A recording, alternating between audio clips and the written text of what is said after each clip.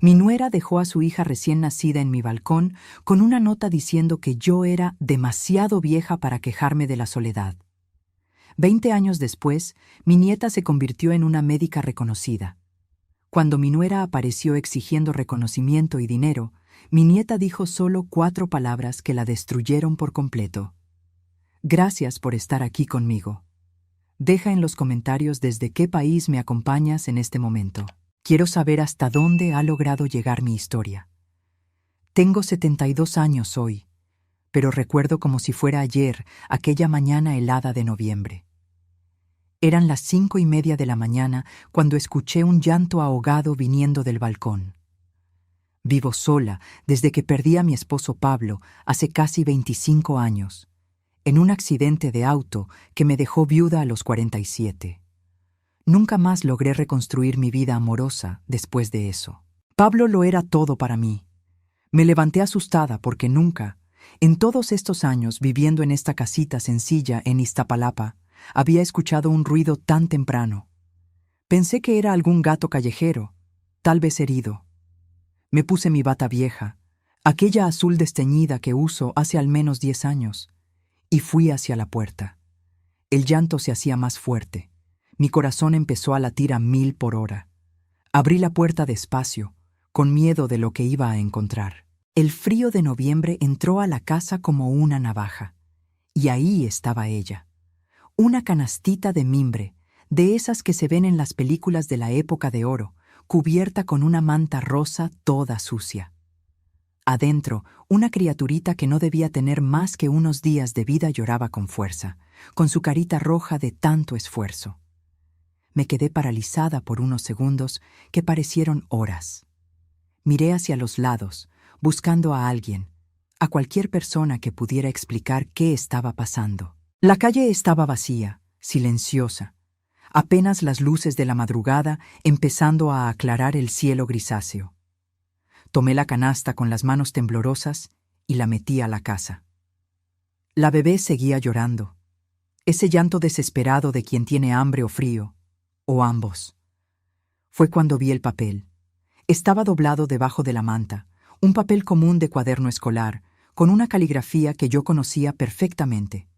Era de Leticia, mi nuera, la mujer con la que mi hijo Ricardo se había casado 3 años antes, en contra de todos mis consejos. Ella tenía apenas 19 años cuando se casaron, él 22. Yo sabía que eran demasiado jóvenes, pero Ricardo estaba ciego de pasión. Desdoblé el papel con dedos que no paraban de temblar. Las palabras escritas ahí me cortaron como vidrio afilado. Magdalena, siempre te quejaste de la soledad desde que te quedaste viuda. Ahora tienes compañía. No tenemos condiciones ni interés en criar a una hija. Eres demasiado vieja para quejarte de la soledad. Cuídala o haz lo que quieras. No nos busques. Leí aquellas palabras 3, 4, 5 veces. Cada vez dolía más. Mi propio hijo, el niño que cargué en mi vientre, al que amamanté, al que crié sola después de que Pablo murió, había abandonado a su propio bebé en mi puerta como si fuera basura. Y Leticia, esa muchacha que siempre me trató con un desprecio mal disimulado, tuvo la crueldad de escribir esas palabras horribles. La bebé seguía llorando en mis brazos. Miré esa carita minúscula, los ojitos apretados de tanto llorar, y algo dentro de mí se rompió y se reconstruyó al mismo tiempo. Tenía los ojos de Ricardo, esos ojos café profundos que heredó de su padre. Tenía la nariz pequeña y respingada que era marca de nuestra familia. Era mi nieta, mi sangre, mi familia. Corrí a la cocina y preparé un biberón con la leche en polvo que tenía guardada, de esa que se usa para las recetas. No era lo ideal, lo sabía, pero era todo lo que tenía en ese momento desesperador. La bebé succionó con fuerza, como si no hubiera comido en horas. Probablemente no había comido. ¿Cuántas horas llevaría allá afuera, en el frío de la madrugada? ¿Cuánto tiempo les tomó decidir abandonarme a esta niña? Mientras ella tomaba su leche, tomé el teléfono antiguo que tengo en la sala y marqué el número de Ricardo. Sonó 1, 2, 3 veces. A la cuarta, la llamada se cortó. Lo intenté de nuevo. Esta vez ni siquiera llegó a sonar. Me había bloqueado. Mi propio hijo me bloqueó para no tener que dar explicaciones sobre el abandono de su propia hija. Intenté con el número de Leticia. El mismo resultado, bloqueada. Lo habían planeado todo con lujo de detalle. Dejar a la bebé en mi puerta antes del amanecer, bloquearme, desaparecer, como si pudieran simplemente borrar la existencia de esta niña inocente de sus vidas. Me senté en mi sillón viejo, ese que compré con Pablo hace más de 30 años, cargando a la bebé que ahora dormía en mis brazos después de finalmente lograr alimentarse. Las lágrimas rodaban por mi rostro sin que intentara detenerlas. Lloraba por la crueldad de mi hijo, por la frialdad de Leticia, pero principalmente por la bebita inocente que había sido rechazada por sus propios padres antes siquiera de cumplir una semana de vida. Miré alrededor de mi casita sencilla. 2 cuartos pequeños, una cocina apretada, un baño minúsculo. Yo vivía de mi pensión de maestra de primaria, que apenas alcanzaba para mis gastos básicos. ¿Cómo iba a criar a una bebé con ese dinero? ¿Cómo iba a comprar pañales, leche especial, ropa, medicinas? No tenía ni cuna, ni carriola, ni nada de lo que un bebé necesita. Pero cuando miré de nuevo esa carita serena, finalmente en paz después de comer y calentarse, supe que no tenía opción. No era una cuestión de dinero o de condiciones. Era una cuestión de amor, de familia, de no repetir la crueldad que Ricardo y Leticia habían cometido. Esta niña no iba a crecer sintiéndose rechazada, no si yo podía evitarlo. Aquella mañana, en cuanto el sol salió por completo, vestí a la bebé con mi propio suéter amarrado como un bulto improvisado y fui a casa de doña Marta, mi vecina de 78 años, que siempre fue una amiga. Ella abrió la puerta todavía en camisón y casi se desmaya cuando vio a la niña en mis brazos. Le conté todo. Le mostré la nota cruel. Le expliqué cómo había encontrado a la bebé en el balcón. Doña Marta lloró conmigo, me abrazó, y entonces se convirtió en mi mayor aliada. Ella había criado a 5 hijos y tenía un armario lleno de cosas de bebé que guardaba de sus nietas. Me dio pañales de tela, algunas ropitas pequeñas, una manta calientita. No era mucho, pero era un comienzo. Volví a casa con los brazos llenos de donaciones de doña Marta y el corazón un poco más ligero. Bañé a la bebé en el fregadero de la cocina, con todo el cuidado del mundo, muriéndome de miedo de lastimarla. Ella no lloró, solo me miraba con esos ojitos enormes, como si ya entendiera que yo era todo lo que tenía ahora. Necesitaba darle un nombre. Ricardo y Leticia ni eso habían hecho. Abandonaron a su propia hija sin siquiera darle una identidad. Pensé en Pablo, en cuánto le gustaba el nombre Sofía. Siempre decía que si tuviéramos una hija, la llamaría Sofía.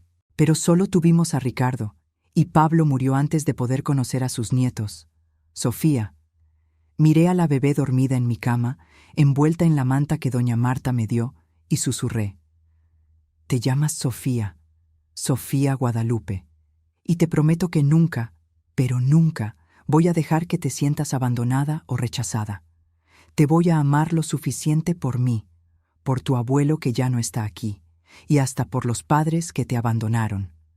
En los días siguientes, la realidad de la situación me golpeó con toda su fuerza. Sofía lloraba mucho por la noche, y descubrí que los bebés recién nacidos necesitan comer cada 3 horas.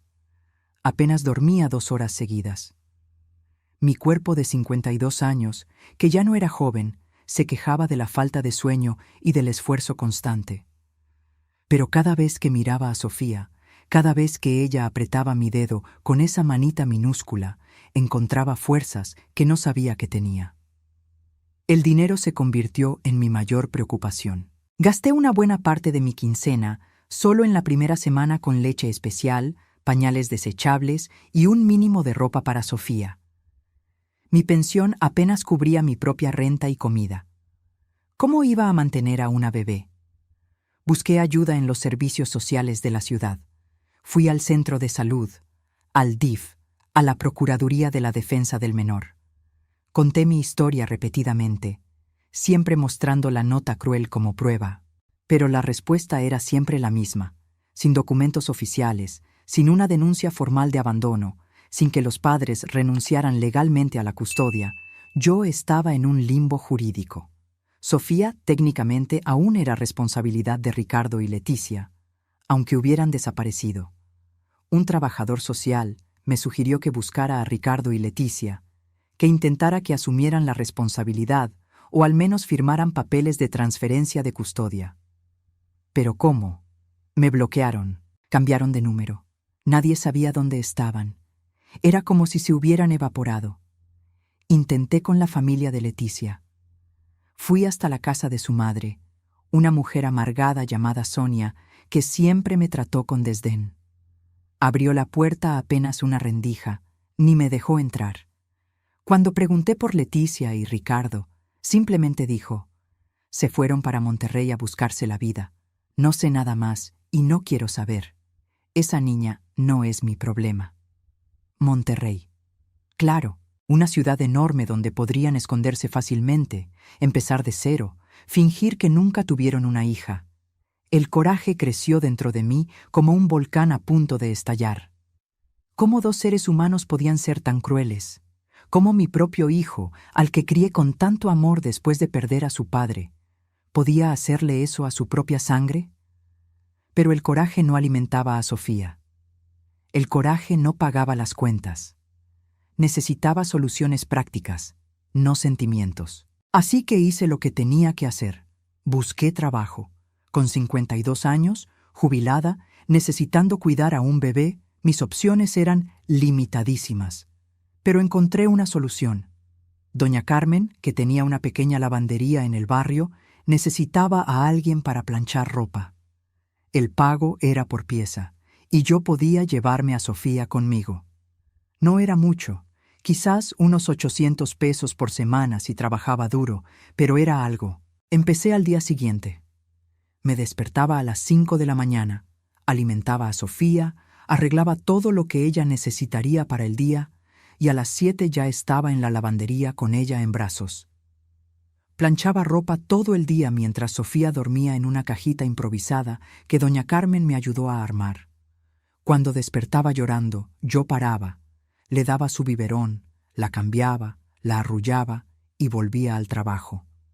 Mi espalda me dolía de estar parada todo el día. Mis manos se llenaron de callos de tanto sostener la plancha. Pero cada peso que ganaba era para Sofía, para sus pañales, para su leche, para las ropitas que iba necesitando conforme crecía. Los meses fueron pasando despacio, cada día una batalla para sobrevivir. Sofía crecía linda y sana a pesar de todas las dificultades. A los 6 meses ya me sonreía cada mañana. Esa sonrisa chimuela que iluminaba mis días más difíciles. Era mi razón para despertar, mi fuerza para continuar.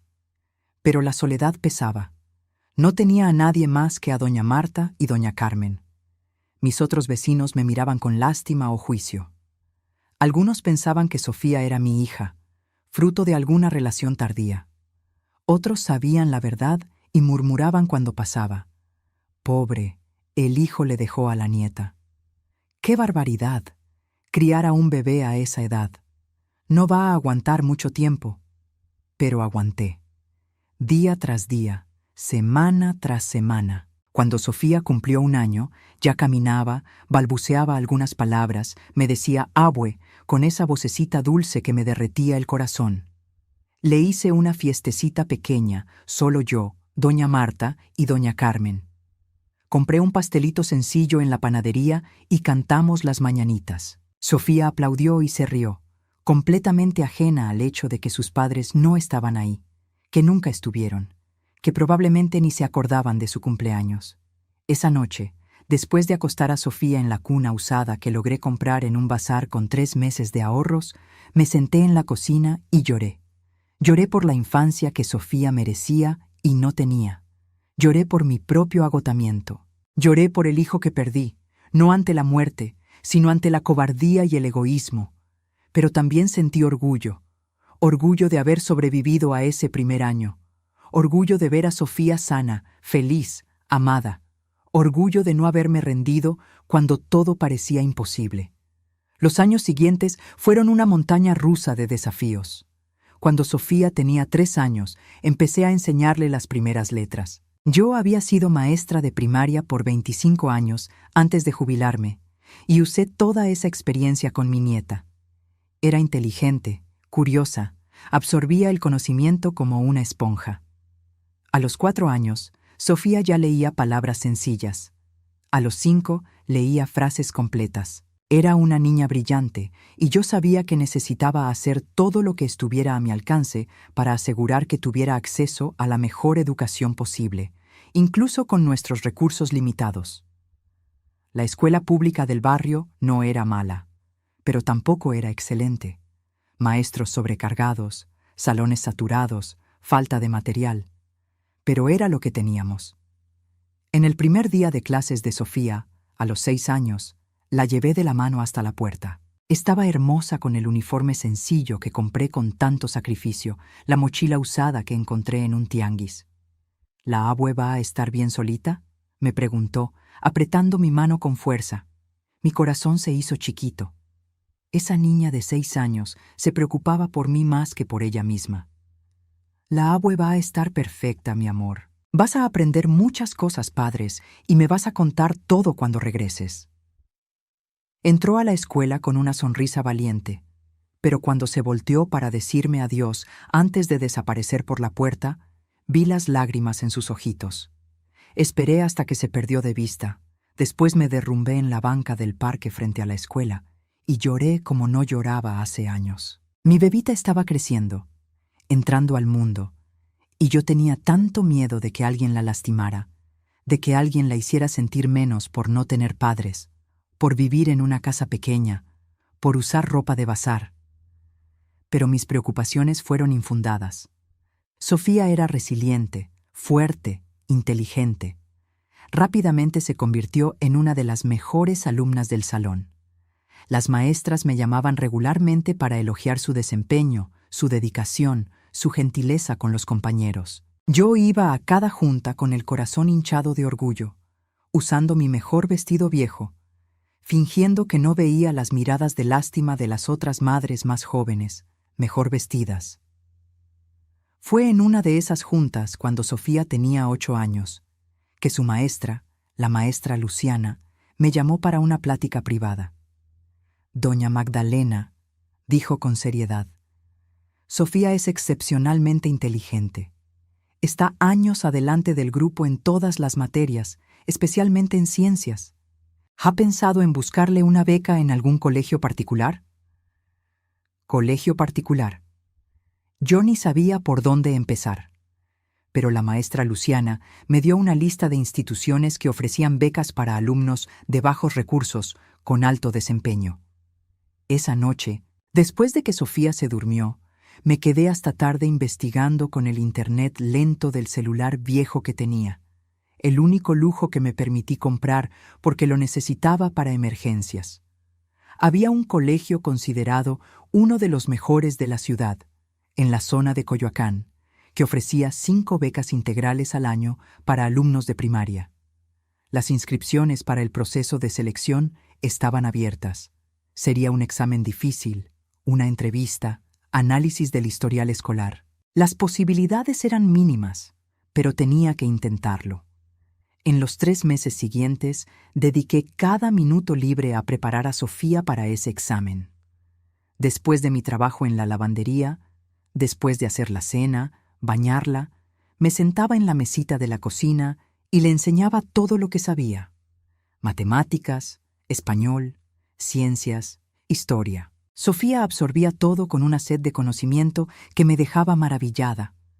El día del examen, vestí a Sofía con el mejor conjunto que tenía, peiné su cabello rizado hasta que brilló y la llevé al colegio. El edificio era inmenso, moderno, nada parecido a la escuelita pública a la que iba. Los otros candidatos llegaban en camionetas nuevas, con ropa de marca, acompañados de padres bien vestidos. Sofía y yo llegamos en microbús, y era obvio que no encajábamos ahí. Pero Sofía entró a ese salón de examen con la cabeza en alto. Esperé afuera por 3 horas, rezando, pidiéndole a Dios: por favor, deja que mi nieta tenga esta oportunidad. Se lo merece tanto. 2 semanas después, recibimos la carta. Mis manos temblaban tanto que apenas podía abrir el sobre. Sofía estaba a mi lado, con los ojos muy abiertos por la expectativa. Abrí la carta y leí las primeras palabras. Es un placer informarle que... Sofía lo había logrado. Entre 200 candidatos, mi nieta fue una de las 5 seleccionadas para la beca integral. Caí de rodillas en la sala, abrazando a Sofía, llorando de alegría, de alivio, de pura gratitud. Lo lograste, mi amor, lo lograste. Sofía empezó en el colegio nuevo al inicio del año siguiente. Tenía miedo de que sufriera discriminación, de que los otros niños ricos la rechazaran por ser pobre, por vivir en un barrio humilde, por ser criada por su abuela. Pero Sofía tenía una fuerza interior que yo desearía haber tenido a esa edad. No se dejaba afectar por las diferencias sociales. Se hacía amiga de todos, estudiaba con ganas, destacaba en todo. Los años fueron pasando. Yo seguía trabajando en la lavandería, ahorrando cada peso para asegurar que Sofía tuviera todo lo que necesitaba. Uniforme escolar, material didáctico, dinero para las excursiones del grupo. A veces yo me quedaba con hambre para asegurar que ella comiera bien. A veces no compraba una medicina para mí para poder pagar un libro que ella necesitaba. Pero ver a Sofía feliz, verla crecer inteligente y fuerte, valía cada sacrificio. Cuando Sofía tenía 12 años, me hizo una pregunta que yo temía hace años. Abue, ¿por qué mis papás me dejaron contigo? ¿Por qué nunca vienen a verme? Estábamos sentadas en la sala, ella haciendo la tarea, yo remendando una ropa. Mi corazón se detuvo. Sabía que este día llegaría, pero no estaba preparada. ¿Cómo explicar la crueldad de sus padres sin destruir la imagen que tenía de sí misma? Tus papás eran muy jóvenes cuando naciste, mi amor. Empecé despacio, escogiendo las palabras con cuidado. No estaban preparados para criar a un bebé. Entonces, me pidieron que te cuidara hasta que ellos estuvieran listos. ¿Y cuándo van a estar listos?, preguntó Sofía, y había una tristeza en sus ojos que me rompió el alma. Me tragué el nudo que subía por la garganta. No lo sé, mi amor, pero ¿sabes qué sí sé? Sé que eres lo más valioso de mi vida. Sé que te amo más que a nada en este mundo.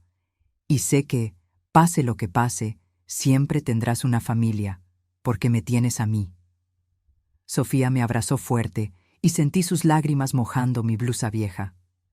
Te amo, abue. Eres la mejor mamá que pude haber tenido. Mamá. Me llamó mamá.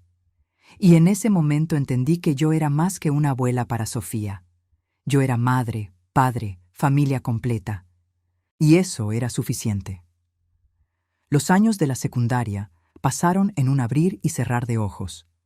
Sofía siguió destacando en la escuela, trayendo premios y reconocimientos que yo colgaba orgullosa en nuestro refrigerador viejo. Cuando cumplió 15 años y entró a la preparatoria, ya estaba claro que tenía un talento especial para las ciencias, especialmente biología y química. Yo trabajaba cada vez más horas en la lavandería para compensar los gastos crecientes. Los adolescentes necesitan más comida, más ropa, más de todo. Sofía nunca se quejaba, nunca pedía nada más allá de lo esencial, pero yo quería darle el mundo.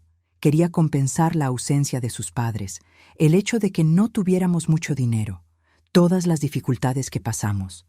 Fue en el 2º año de prepa que Sofía me dijo que quería ser médico. Estábamos cenando nuestro arroz y frijoles de siempre, sentadas en la mesita de la cocina, cuando simplemente anunció: Abue, voy a estudiar medicina. Quiero ayudar a personas que no tienen cómo pagar una salud de calidad. Mi corazón se llenó de orgullo y terror al mismo tiempo. Medicina era una de las carreras más caras y difíciles.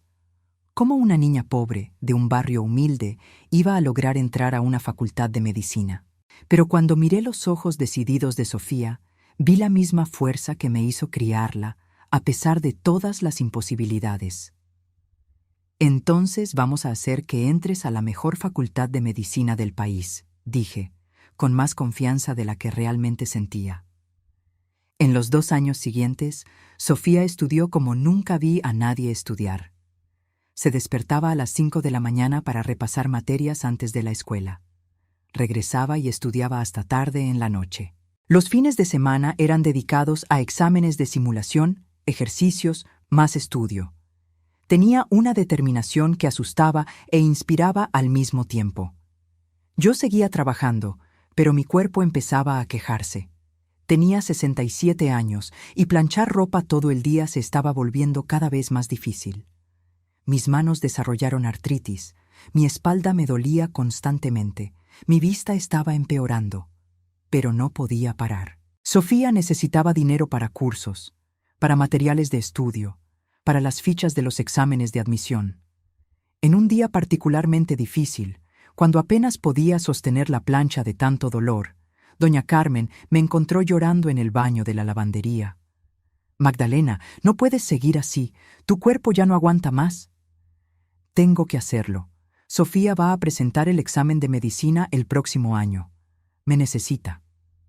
Doña Carmen me abrazó, esa mujer gentil que siempre fue tan buena conmigo. «Sofía te necesita viva y sana, no trabajando hasta morir. Vamos a encontrar otra solución».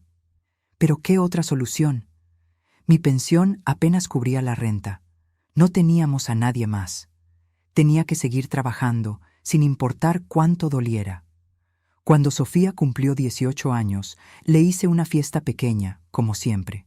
Doña Marta, doña Carmen y algunos amigos de su escuela. Sofía sopló las velitas del pastel sencillo que compré, y cuando me abrazó, susurró a mi oído: «Gracias por todo, abue. Voy a hacer que te sientas orgullosa de mí». «Ya me siento orgullosa de ti todos los días, mi amor». Unos meses después, Sofía presentó el examen para medicina en las 3 mejores universidades públicas del país, incluyendo la UNAM. Eran exámenes difíciles, competidos, miles de candidatos para pocos lugares. Pero yo tenía fe. Había visto a Sofía estudiar hasta el cansancio. Había visto su determinación, su inteligencia. Si alguien merecía ese lugar, era ella. El día de los resultados fue el más largo de mi vida. Sofía revisó la página de la primera universidad a las 10 de la mañana. No se quedó. Revisó la segunda al mediodía. Tampoco. Mi corazón se hundió. ¿Y si no se había quedado en ninguna? ¿Y si todos esos años de sacrificio, de estudio, de esperanza, habían sido en vano? Pero a las 3 de la tarde, cuando revisó los resultados de la UNAM, Sofía gritó tan fuerte que me asusté. «¡Me quedé! ¡Abue, me quedé! ¡Fui seleccionada!». Había entrado a la mejor universidad del país. Mi nieta, la bebé abandonada en mi balcón 20 años atrás, había logrado entrar a la carrera de medicina. Me caí en el sillón, con el corazón latiendo tan fuerte que pensé que me iba a dar algo. Sofía se lanzó a mis brazos, riendo y llorando al mismo tiempo. «Lo lograste, mi amor. Realmente lo lograste». Pero la alegría duró poco. Aunque fuera universidad pública, había gastos. Libros carísimos de medicina, materiales, transporte. La facultad estaba en Ciudad Universitaria, a 1 hora y media de camino de nuestra casa. Sofía tendría que despertarse a las 4 de la mañana para llegar a sus clases de las 7. «No hay bronca, abue. Yo aguanto. Después de todo lo que has hecho por mí, esto no es nada». Los primeros semestres de la carrera fueron brutales. Sofía salía de casa a las 4:30 de la mañana y regresaba a las 8 de la noche. Estudiaba hasta la medianoche, dormía 4 horas y volvía a empezar. Veía a mi nieta agotarse día tras día y me sentía impotente. Quería poder darle una vida más fácil, un carro para no tener que despertarse tan temprano, una casa más cerca de la facultad. Pero no tenía nada de eso para ofrecer. Pero Sofía nunca se quejó. Al contrario, estaba radiante. Amaba la medicina, amaba aprender sobre el cuerpo humano, sobre cómo curar a las personas. Llegaba a casa todos los días emocionada por contarme lo que había aprendido. Y yo escuchaba todo, orgullosa, aunque no entendiera la mitad de los términos médicos que usaba. En el 3er año de la carrera, Sofía consiguió una beca de investigación. No pagaba mucho, apenas unos 1,500 pesos al mes, pero era la primera vez que tenía dinero propio. ¿Y saben qué hizo? Me compró una silla nueva, porque la mía estaba rota hacía años y yo me sentaba en ella con dolor de espalda. Lloré cuando llegué a casa y vi la silla nueva en la sala. Sofía, no tenías que hacerlo. Claro que sí, abue. Trabajaste toda la vida para darme todo. Ahora me toca a mí cuidarte. A los 20 años, Sofía ya destacaba en la facultad. Los doctores la elogiaban constantemente, diciendo que tenía un talento raro, que sería una médica excepcional. Empezó a hacer sus prácticas en hospitales públicos, trabajando turnos largos y cansados, pero siempre regresando a casa con esa sonrisa que iluminaba mis días. Fue cuando estaba en el 5º año de la carrera que todo empezó a cambiar drásticamente. Sofía fue aceptada en un programa de investigación especial sobre enfermedades raras, liderado por un médico reconocido a nivel mundial. El programa incluía una beca de 6,000 pesos al mes. «Abue, ya puedes dejar de trabajar», dijo Sofía cuando recibió la noticia. «Mi beca alcanza para las dos. Por favor, descansa. Ya has trabajado demasiado en la vida». Yo tenía 70 años. Mis manos casi no funcionaban por la artritis. Mi espalda vivía en dolor constante. Pero era tan difícil aceptar. Trabajé toda mi vida. ¿Cómo iba a simplemente parar?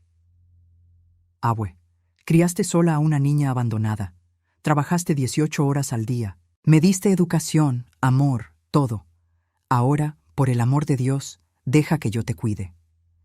Entonces dejé de trabajar. Después de casi 20 años planchando ropa en la lavandería de doña Carmen, finalmente paré. Y por primera vez en décadas sentí lo que era no despertar con dolor, no pasar el día entero parada, no llegar a casa demasiado exhausta para cocinar bien. Sofía se graduó de médico cirujano a los 25 años. Fui a la graduación con el corazón explotando de orgullo, usando un vestido sencillo que Sofía me había comprado, insistiendo en que tenía que estar guapa para el gran día. Cuando llamaron su nombre y subió al presidium para recibir el título, no pude contener las lágrimas. Ahí estaba mi nieta, mi Sofía, la bebé que encontré llorando en el balcón 20 años atrás, ahora una doctora graduada. Y no cualquier doctora, se graduó con mención honorífica, la mejor de su generación, con un currículum de investigaciones y publicaciones que dejaba a los profesores impresionados. Después de la ceremonia, Sofía vino corriendo hacia mí y me abrazó fuerte. «Lo logré, abue, y todo esto es gracias a ti». «No, mi amor, fuiste tú, tu inteligencia, tu dedicación, tu fuerza». Pero Sofía sacudió la cabeza. «Sin ti, yo no sería nada. Tú me salvaste, me amaste, me diste una familia cuando mis propios padres me tiraron a la basura. Todo lo que soy, te lo debo a ti». En los 2 años siguientes, Sofía hizo su especialidad en medicina interna en uno de los mejores hospitales de la ciudad, el Instituto Nacional de Nutrición. El trabajo era brutal: guardias de 24 horas, decisiones de vida o muerte, estrés constante. Pero ella lo amaba. Vivía para ayudar a sus pacientes, especialmente a los más pobres que no tenían para un tratamiento privado.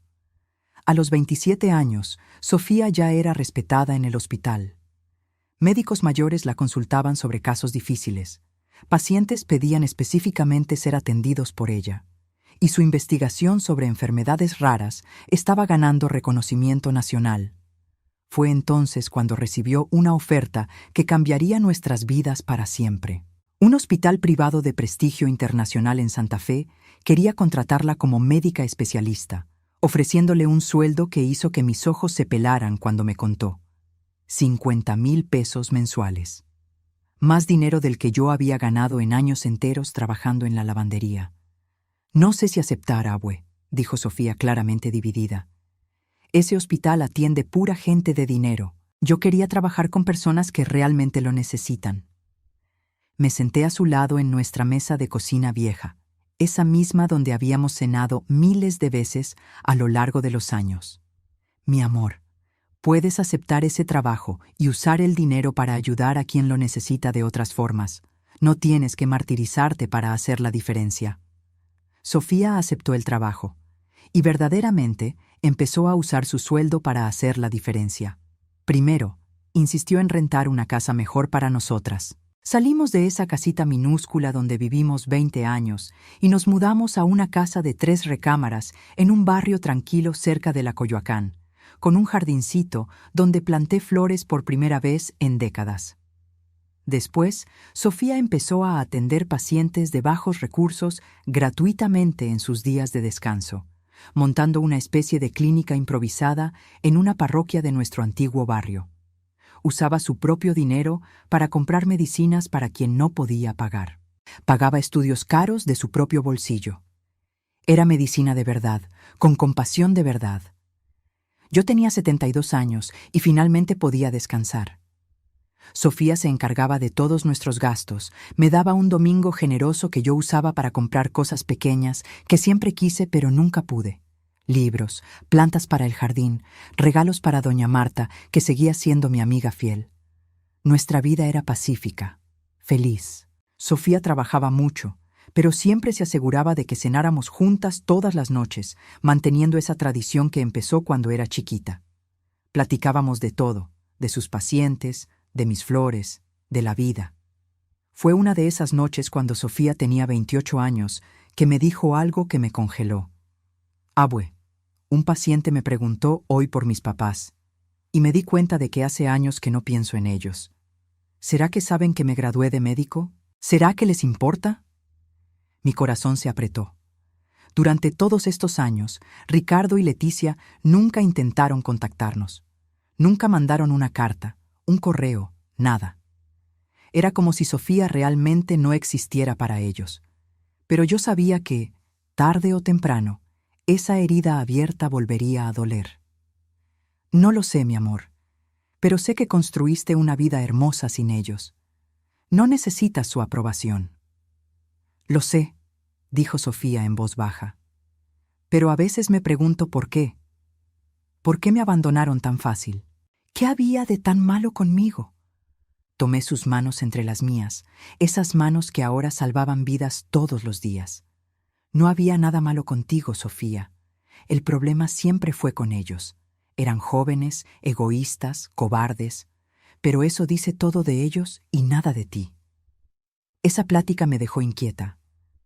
Esa noche, después de que Sofía se fue a dormir, saqué esa nota cruel que guardé todos estos años en una caja en el fondo de mi closet. Leí las palabras de Leticia nuevamente, sintiendo el mismo coraje de hace 20 años. Eres demasiado vieja para quejarte de la soledad. Demasiado vieja. Como si mi edad fuera una razón para aceptar criar a un bebé abandonado. Como si no tuviera derecho a una vejez tranquila, sin responsabilidades de criar a un niño. Tenían razón en una cosa, yo era vieja, pero lo hice de todos modos. Porque el amor no tiene edad, y la familia no es cuestión de sangre, sino de presencia. Guardé la nota de nuevo en la caja. Tenía todos los recibos que guardé a lo largo de los años, todos los gastos que tuve criando a Sofía. No sabía por qué seguía guardando todo aquello. Tal vez porque, en el fondo, siempre supe que un día Ricardo y Leticia volverían. La gente como ellos siempre vuelve cuando hay algo que ganar. Y tuve razón. 2 meses después de esa plática con Sofía, un jueves cualquiera, sonó el timbre. Eran las 3 de la tarde. Sofía estaba en el hospital y yo regaba mis plantas en el jardín. Fui a abrir con la manguera todavía en la mano, sin imaginar que mi vida estaba a punto de ponerse de cabeza otra vez. Abrí la puerta y casi se me cae la manguera. Ahí, parados en mi balcón, estaban Ricardo y Leticia. Mi hijo, al que no veía hace 20 años. Mi exnuera, que abandonó a su propia hija como basura. Y al lado de ellos, un hombre de traje con un maletín de piel. Claramente, un abogado. Ricardo había cambiado mucho.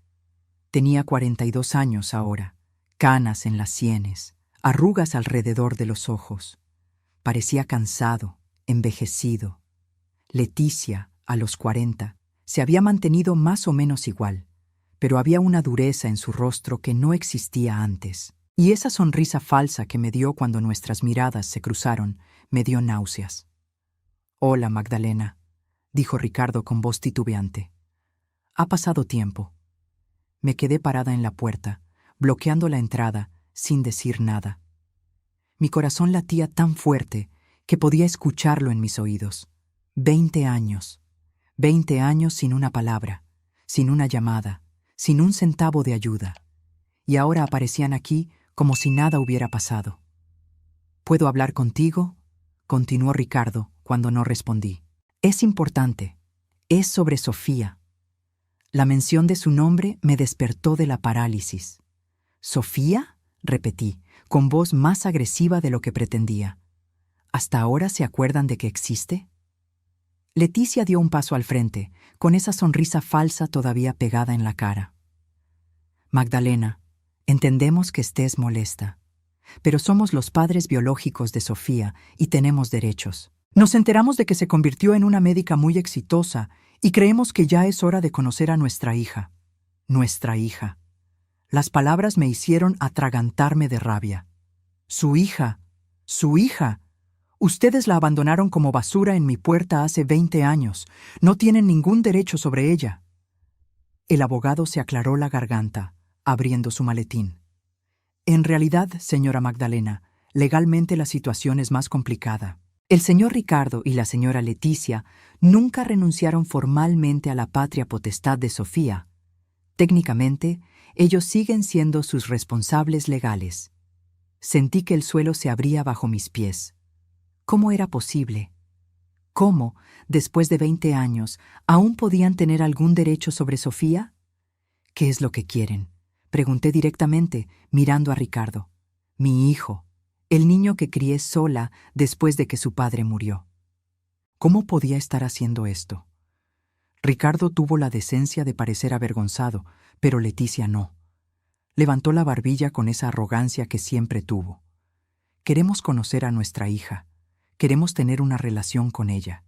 Y francamente, creemos justo que ella nos apoye económicamente, ya que aparentemente tiene los medios para hacerlo. Ahí estaba, la verdad pelona. No querían a Sofía, querían su dinero. Se habían enterado de alguna forma de que era una médica exitosa y vinieron por su tajada. Lárguense de mi casa, dije, temblando de coraje. Ahora mismo. El abogado dio otro paso al frente. Señora Magdalena, le recomiendo encarecidamente que no haga esto más difícil. Mis clientes están dispuestos a ser razonables. Simplemente quieren conocer a su hija y llegar a un acuerdo financiero justo. Si usted se niega, podemos llevar esto a los tribunales y le aseguro que no le va a gustar el resultado. Demándenme entonces, dije, azotando la puerta en sus caras, o al menos lo intenté.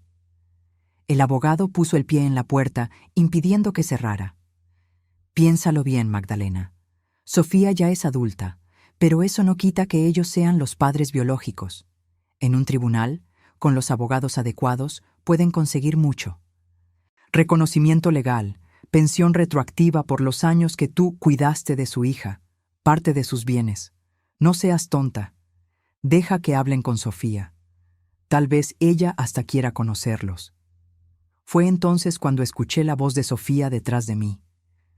Entonces es a mí a quien deben preguntarle, ¿no? Me di la vuelta. Sofía estaba ahí. Había llegado del hospital temprano y escuchó toda la plática por la ventana de la sala que estaba abierta.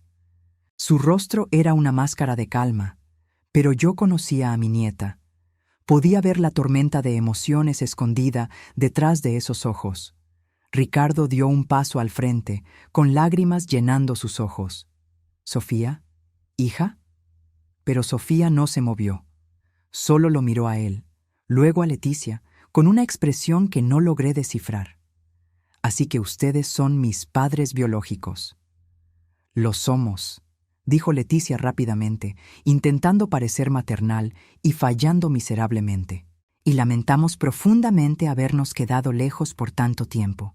Éramos jóvenes, estábamos asustados, no sabíamos cómo ser padres, pero pensamos en ti todos los días. Sofía se rió, pero no fue una risa alegre.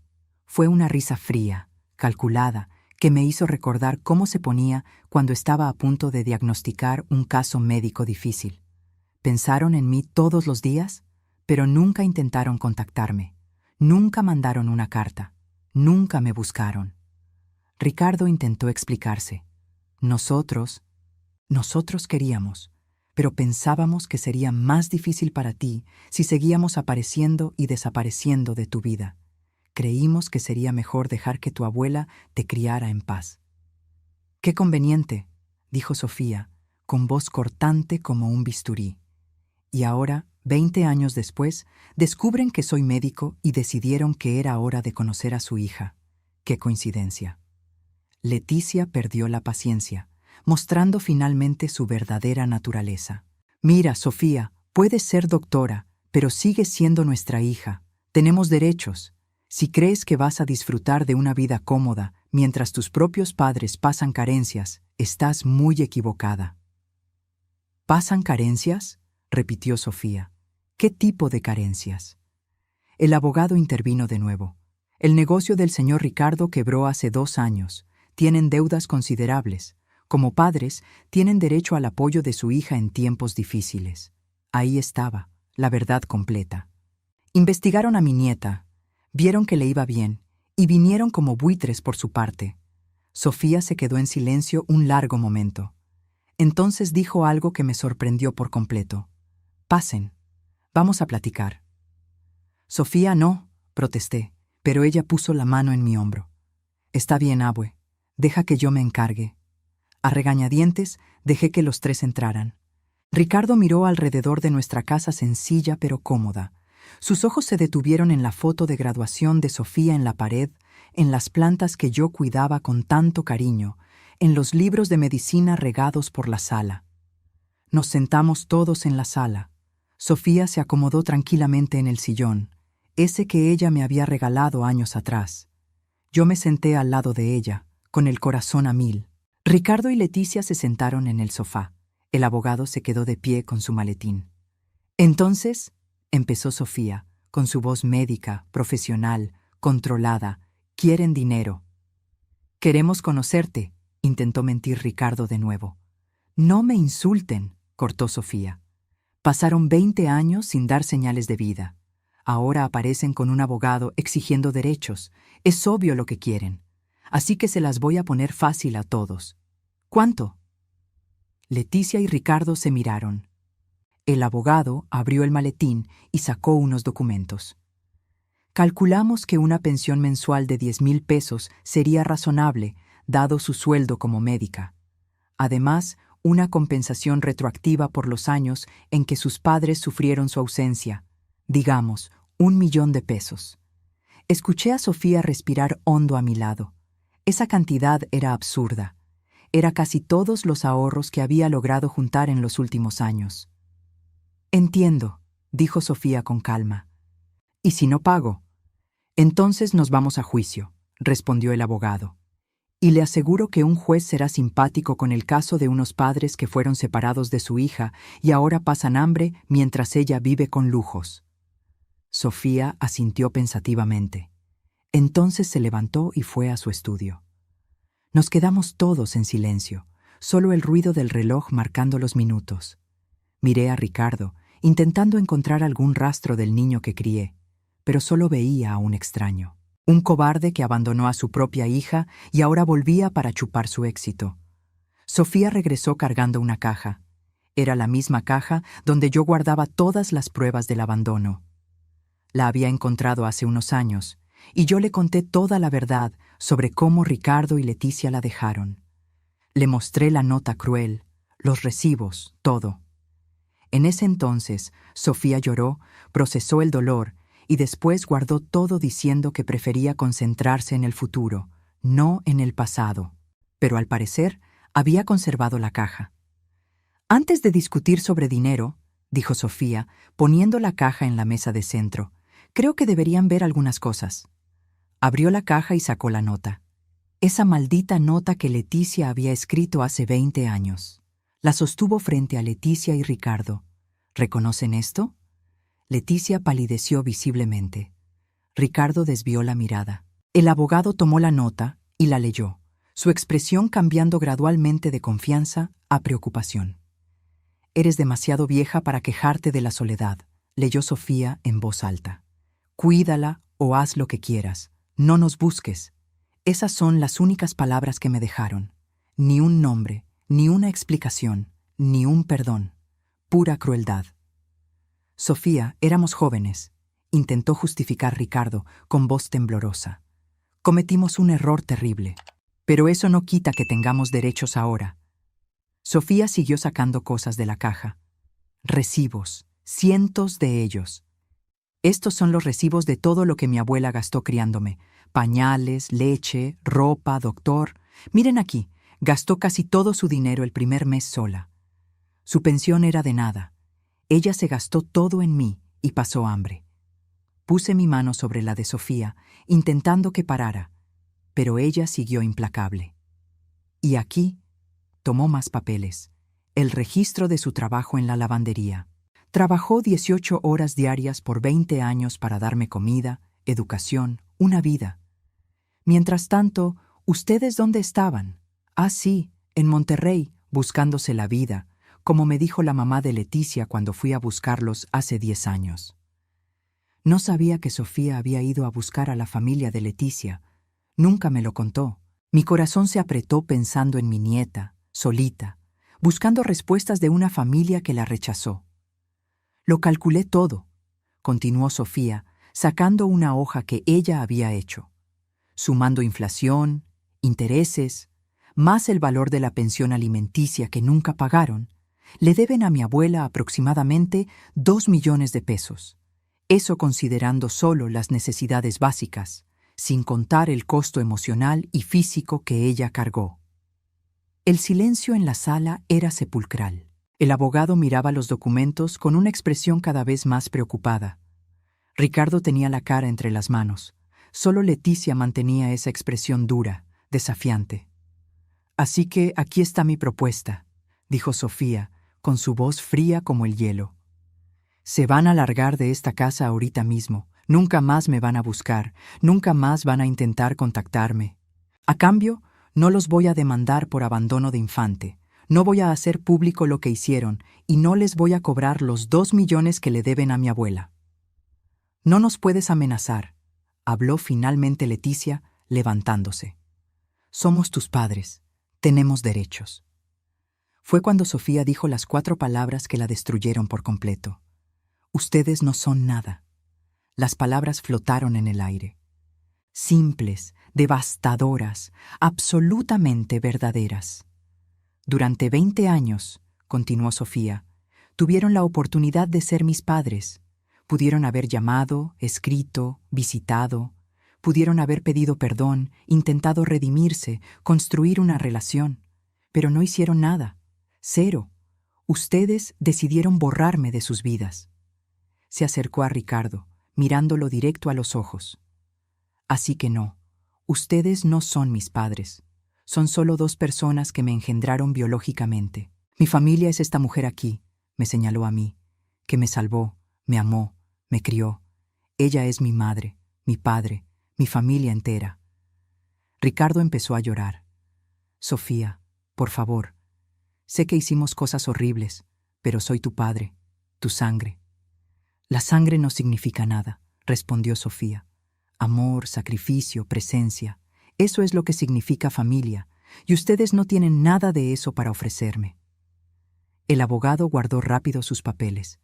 «Señor Ricardo, señora Leticia, creo que es mejor que nos retiremos. Esta situación es más compleja de lo que imaginamos».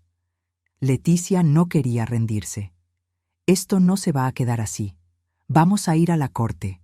Vamos a demostrar que tenemos derechos». Sofía sonrió. Esa misma sonrisa fría que me asustó antes. «Háganlo, y me voy a asegurar de que cada hospital, cada clínica, cada periódico de esta ciudad sepa exactamente qué tipo de personas son. Voy a enseñarle esa nota al mundo entero. Voy a contar cómo abandonaron a un bebé de 1 semana como si fuera basura. A ver cómo les ayuda eso en un juzgado». La verdad pesó sobre todos en la sala. En un juicio, con todas esas pruebas, con la historia completa expuesta, Ricardo y Leticia no tendrían oportunidad. Al contrario, podrían hasta enfrentar consecuencias penales por el abandono, incluso después de tantos años. Ricardo se levantó lentamente. «Vámonos, Leticia». Pero Leticia no se daba por vencida fácilmente. ¿Crees que eres mejor que nosotros? ¿Crees que eres muy especial por ser médico? No serías nada ¿Sin ustedes? Completó Sofía. Exactamente.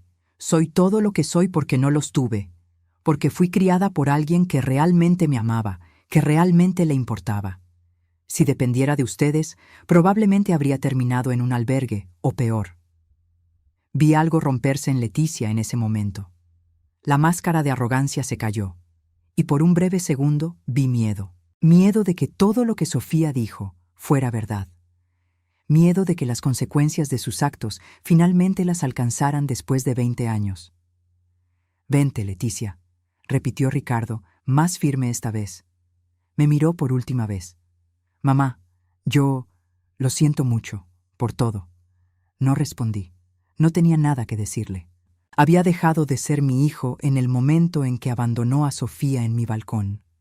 Los tres salieron, el abogado primero, apurado. Después Ricardo, arrastrando a Leticia que todavía intentaba protestar. Cuando la puerta se cerró detrás de ellos, sentí como si un peso de 20 años me lo hubieran quitado de la espalda. Sofía se derrumbó en el sillón, toda esa fuerza y control desaparecieron. Empezó a llorar, sollozos profundos que hacían que su cuerpo entero temblara. Me senté a su lado y la abracé, como lo hice miles de veces cuando era chiquita. «Fuiste tan fuerte, mi amor», susurré. «Tan fuerte». Pensé que no iba a sentir nada cuando los viera, sollozó Sofía entre lágrimas. Pensé que no me iba a importar. Pero duele, abue. Duele saber que solo volvieron por dinero, que nunca me amaron de verdad. Lo sé, mi amor, sé que duele. Pero tienes que entender una cosa. El problema nunca fuiste tú. Siempre fueron ellos. Eran incapaces de amar, incapaces de ser padres. Pero tú eres perfecta. Y amada. Tan amada. Nos quedamos abrazadas en ese sillón por horas, mientras Sofía lloraba todo el dolor, todo el rechazo, todo el abandono que cargó por 20 años. Y yo lloré con ella, no de tristeza, sino de orgullo. Orgullo de la mujer fuerte en la que mi nieta se convirtió. Orgullo de haber criado a alguien capaz de defenderse, de poner límites, de reconocer su propio valor. En las semanas siguientes a la visita de Ricardo y Leticia, Sofía se clavó todavía más en el trabajo. Aceptó más guardias, más cirugías, más horas en el hospital. Sabía que era su forma de lidiar con el dolor, pero me preocupaba. Se estaba agotando. Una noche, cuando llegó a casa a las 11 después de una guardia de 24 horas, la encontré dormida en la mesa de la cocina. Ni siquiera se había quitado la bata. La desperté con cuidado y la llevé al cuarto. Mientras la ayudaba a quitarse los tenis, murmuró somnolienta. «Perdón, abue, prometo que voy a descansar más». «No tienes que pedirme perdón a mí, mi amor, pero tienes que cuidarte, estás trabajando demasiado».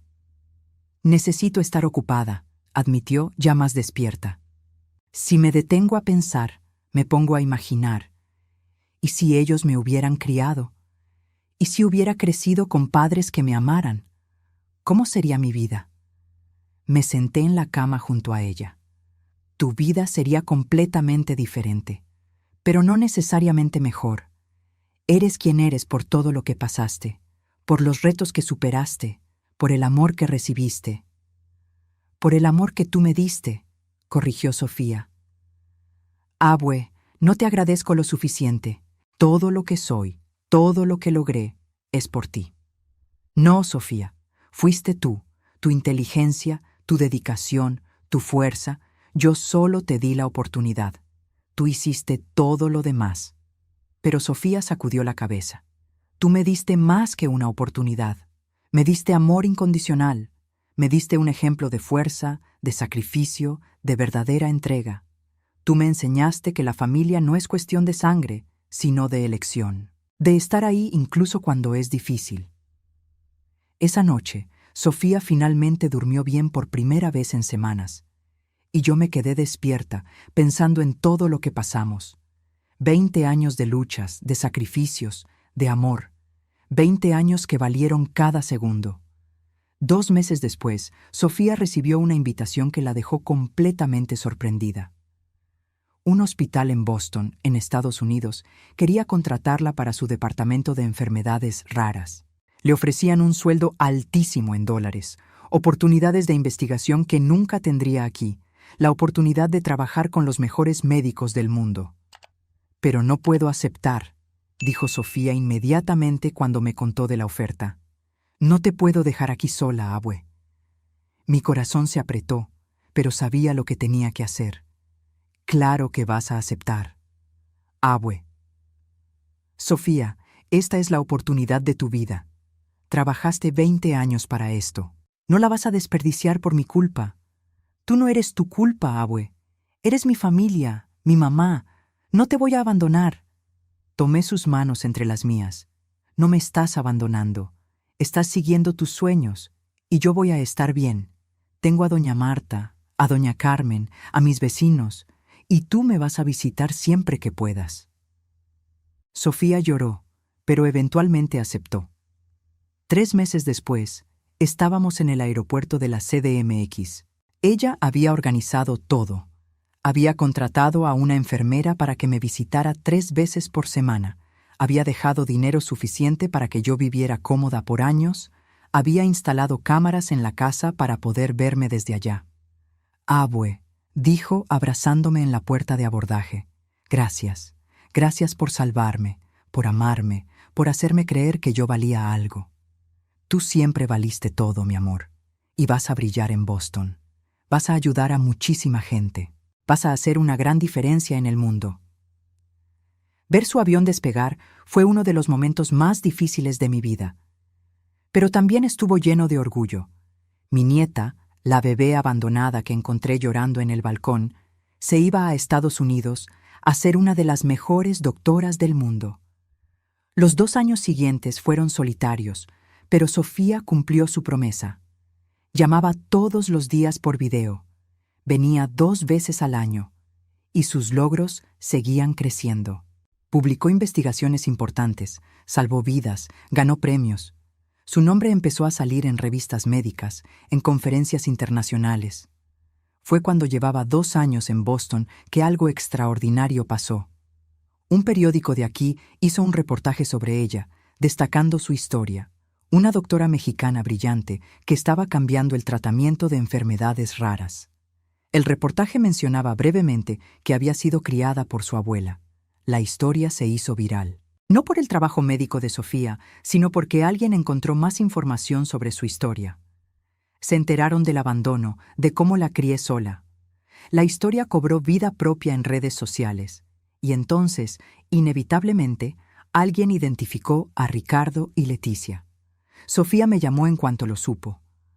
Abue, la historia está en todos lados.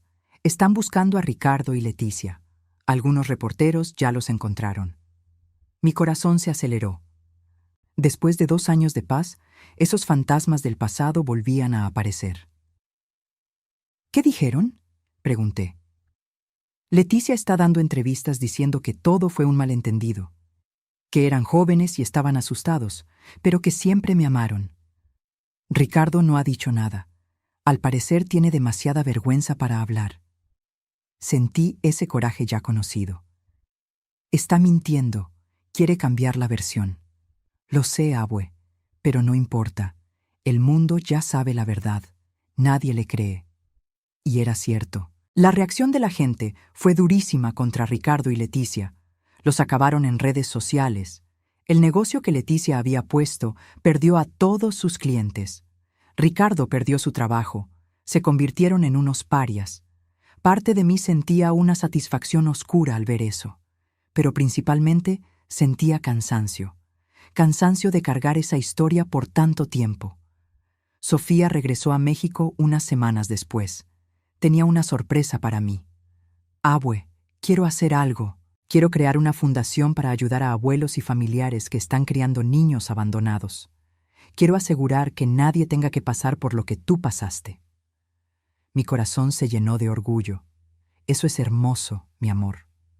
Y quiero que lleve tu nombre, la Fundación Magdalena, para honrar todo lo que hiciste por mí y para ayudar a otros en la misma situación. La Fundación Magdalena se creó 6 meses después.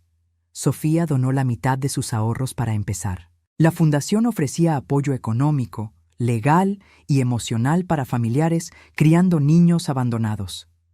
El día de la inauguración, yo estaba ahí, con mis 74 años, rodeada de decenas de familias que serían apoyadas por la fundación.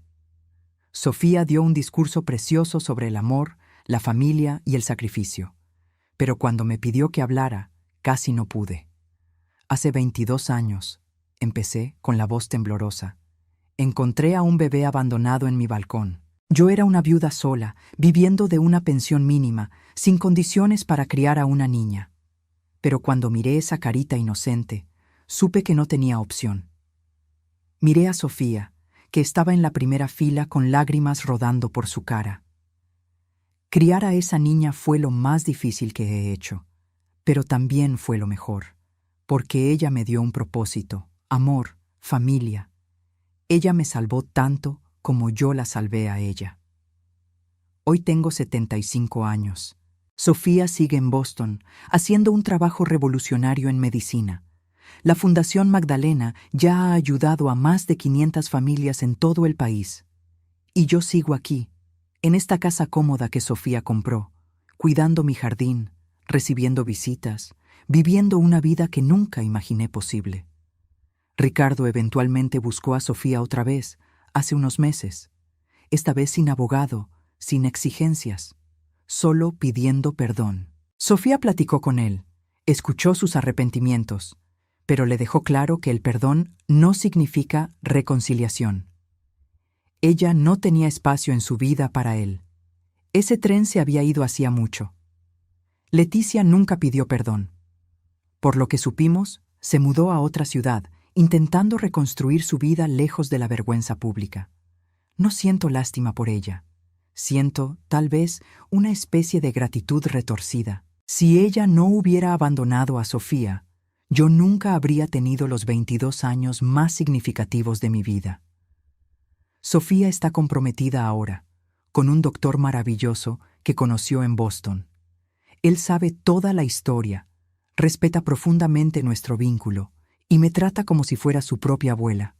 La boda será el próximo año, una ceremonia pequeña allá, y yo estaré ahí, por supuesto. Nada en el mundo me impediría ver a mi nieta casarse. A veces, cuando estoy sola en el jardín regando mis flores, pienso en lo rara que es la vida. Cómo un momento puede cambiarlo todo. Esa mañana hace 22 años, cuando escuché un llanto en el balcón, pudo haber sido el fin. Pude haber llamado a la patrulla, entregado a Sofía en adopción, haberme lavado las manos, pero no lo hice.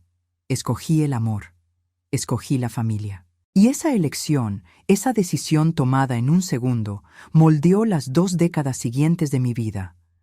No voy a mentir y decir que fue fácil. Hubo noches en que lloré de cansancio, de preocupación, de soledad. Hubo momentos en que pensé que no iba a aguantar. Pero siempre que miraba a Sofía, siempre que ella me sonreía, siempre que me decía «abue» con esa vocecita dulce, encontraba fuerzas para seguir. Y valió la pena. Cada sacrificio, cada dificultad, cada lágrima, todo valió la pena. Porque crié a una mujer extraordinaria, una médica que salva vidas, una persona bondadosa que creó una fundación para ayudar a otros, una nieta que me ama tanto como yo la amo a ella. Ricardo y Leticia pensaron que se estaban quitando un problema de encima cuando abandonaron a Sofía en mi puerta. Pero en realidad me dieron el regalo más grande que pude recibir. Me dieron un propósito, amor, familia. Me dieron una razón para vivir cuando yo solo estaba sobreviviendo. Así que, extrañamente, casi les doy las gracias. Casi. Porque sin su crueldad, sin ese abandono terrible, Sofía y yo nunca habríamos tenido nuestra historia, nuestra familia, nuestro amor. Hoy, sentada en mi jardín, con el sol de la tarde calentándome la cara, recibo una videollamada de Sofía. Ella está sonriendo. Esa sonrisa radiante que ilumina cualquier lugar. «Abue, tengo una noticia». «¿Qué pasó, mi amor?» «Estoy embarazada». Mi corazón se detiene. Luego se acelera.